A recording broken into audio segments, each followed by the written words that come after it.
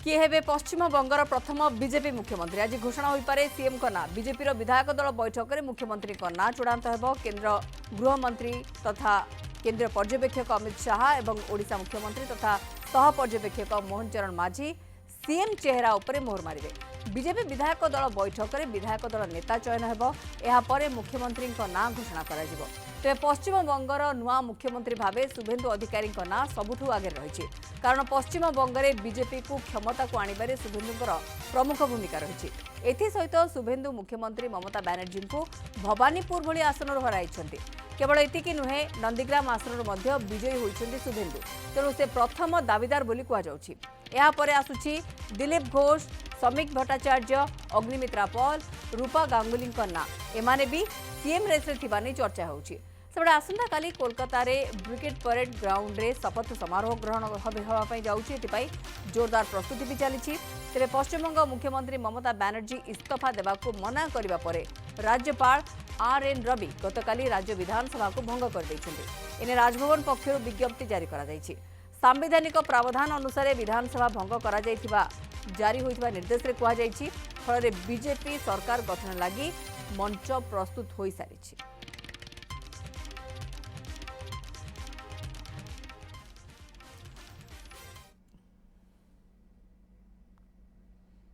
जो भाव में आप देखुं केन्द्रीय पर्यवेक्षक हिसाब से गृहमंत्री अमित शाह और सह पर्यवेक्षक हिसाब से ओडिशार मुख्यमंत्री मोहन चरण माझी बर्तमान पहुंची सारी कोलकाता जहाँ सूचना रोची उभय जो प्रथम मुख्यमंत्री हेबे पश्चिम बंग बीजेपी ना उपर मोहर मारे दाबीदार अनेक रही शुभेन्दु अधिकारी ना सबुठ आगे रही किंतु निकट में शुभेन्दु अधिकारी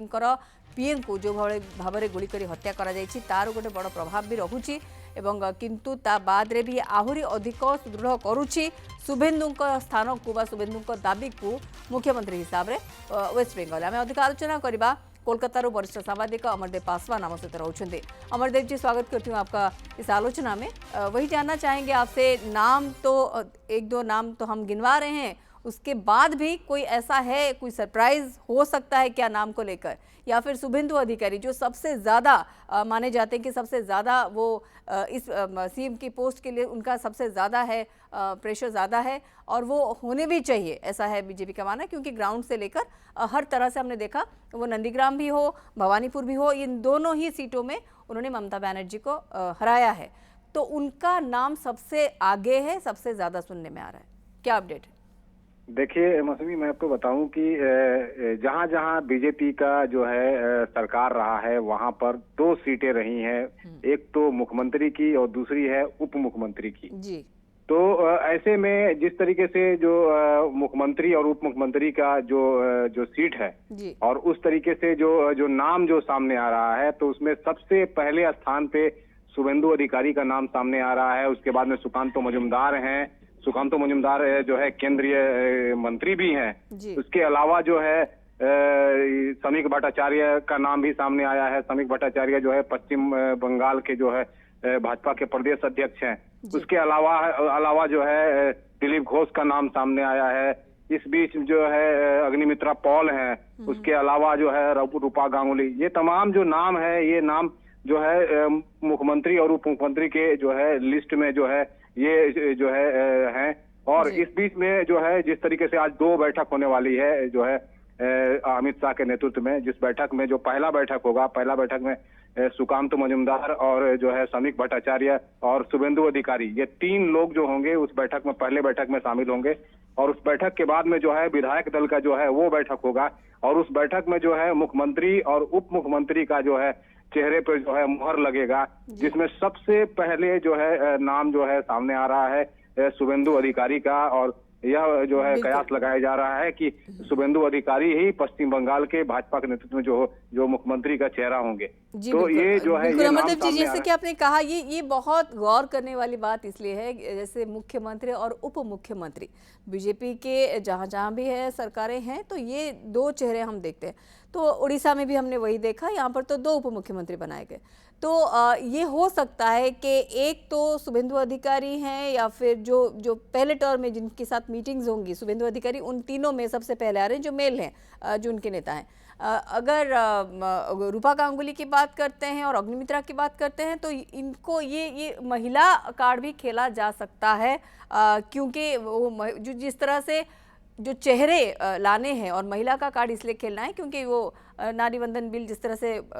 कार्ड खाया गया, मतलब वो हुआ नहीं, वो डिसमिस हो गया, तो उसके बाद ये लोगों को और महिलाओं को बताने के लिए कि हमने अभी भी प्रायोरिटी दे रखी है महिलाओं को, तो ये भी हो सकता है।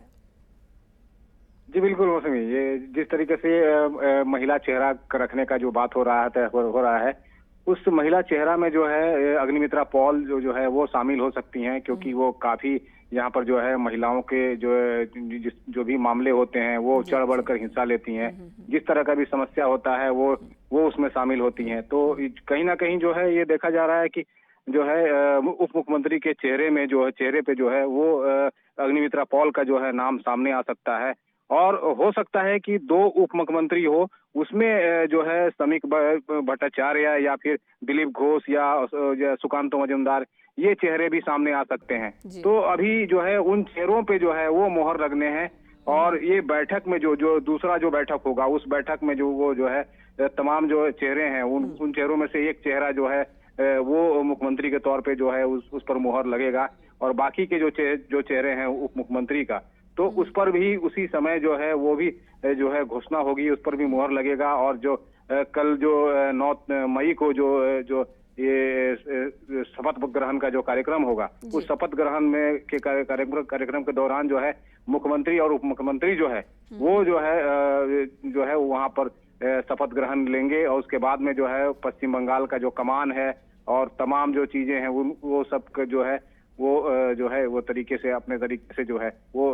चलाएंगे। जी बिल्कुल। अमरदेव जी, ये कहा जा रहा है, मतलब ऐसे तो बहुत तरीके की बातें आ रही हैं और आएंगी भी जब तक सीएम के नाम की घोषणा नहीं हो जाती है, लेकिन ये कहा जा रहा है कि जो लोग बीजेपी के लिए पहले से काम करते थे तो उनका नाम है, लेकिन शुभेंदु अधिकारी तो इसमें कोई मतलब शक भी नहीं है, कोई डाउट नहीं है कि उन्होंने काफ़ी मेहनत की है, और आज अगर बीजेपी पश्चिम बंगाल में आई है तो इसमें एक बहुत बड़ा हाथ योगदान उनका भी रहा है। लेकिन ऐसा बोला जा रहा है कि वो अब एक बहुत कम दिनों की बात है जब वो बीजेपी में आए हैं, तो उनको अगर सीएम का पोस्ट ऑफर किया जाता है या दिया जाता है तो एक असंतोष रहेगा जो लोग पहले से काम किए हैं, या फिर जो लोग सोच रहे हैं कि उनका नाम भी आए, या उनके समर्थक जो है उनको लगता है कि उनके नेता का नाम आए, तो ये इसके चांसेस कितने हैं? क्योंकि बीजेपी का जो पार्लियामेंट्री अथॉरिटीज़ हैं ये लास्ट लोग हैं जो डिसीजन लेंगे, ये किसी और के लेवल पे एडजस्ट नहीं होता, ये किसी और के लेवल पे ये डिसाइड नहीं होगा, तो जो वहाँ पे पार्लियामेंट्री अथॉरिटी के पास से जो आएगा उसको सबको मानना पड़ेगा। देखिए मौसमी, आपने सही कहा, क्योंकि जाहिर सी बात है जो लोग यहाँ पर जमीनी स्तर पे जो बीजेपी के जो कर्मी या बीजेपी के जो नेता हैं जो काम कर रहे हैं, ऐसे में अगर कोई बाहरी दल से कोई बीजेपी में शामिल होकर अगर वो मुख्यमंत्री या उप मुख्यमंत्री का चेहरा बनता है तो कहीं ना कहीं ये तो जरूर होगा कि उनको जो है एक धक्का सा लगेगा। लेकिन जिस तरीके से जब 2019 का लोकसभा का चुनाव की अगर हम बात करें तो उस समय जब बीजेपी कुछ भी नहीं थी, तो उस समय जो है मुकुल राय वो टीएमसी से बीजेपी में आए थे, उन्होंने कमान संभाला था बीजेपी का, और वो जिस तरीके से चुनावी रणनीतिकार भी माने जाते थे मुख्यमंत्री ममता बनर्जी के लिए, टीएमसी के लिए, तो वो जो मेहनत किए थे जो है जमीनी स्तर पे, तो वो देखा गया था उस समय। और लोकसभा के जो 42 सीटें हैं उसमें से 18 सीटें जो है वो जो है बीजेपी के लिए उन्होंने दी थी। उसके बाद में 2021 के चुनाव में भी उनका प्रभाव देखने को मिला था। 77 सीटें जो है अभी तो हमें शायद हमें इंतजार करना पड़ेगा कि आज अनाउंसमेंट किस वक्त तक हो जाता है। आप जैसे बोल रहे हैं बहुत से चांसेस ये भी हैं कि मुख्यमंत्री और उप मुख्यमंत्री ये दोनों के नाम घोषणा हो, और उप मुख्यमंत्री उड़ीसा के जैसे 2 अनाउंस किए जाते हैं कि एक ही से होगा काम, या फिर सिर्फ मुख्यमंत्री का नाम अनाउंस होता है, इसके ऊपर निर्भर करता है, आगे का समय बताएगा। बहुत बहुत धन्यवाद अमरदेव जी हमारे साथ बातचीत करने के लिए। अमरदेव पासवान, कोलकाता वरिष्ठ सामाजिक और अधिक आलोचना करते हैं।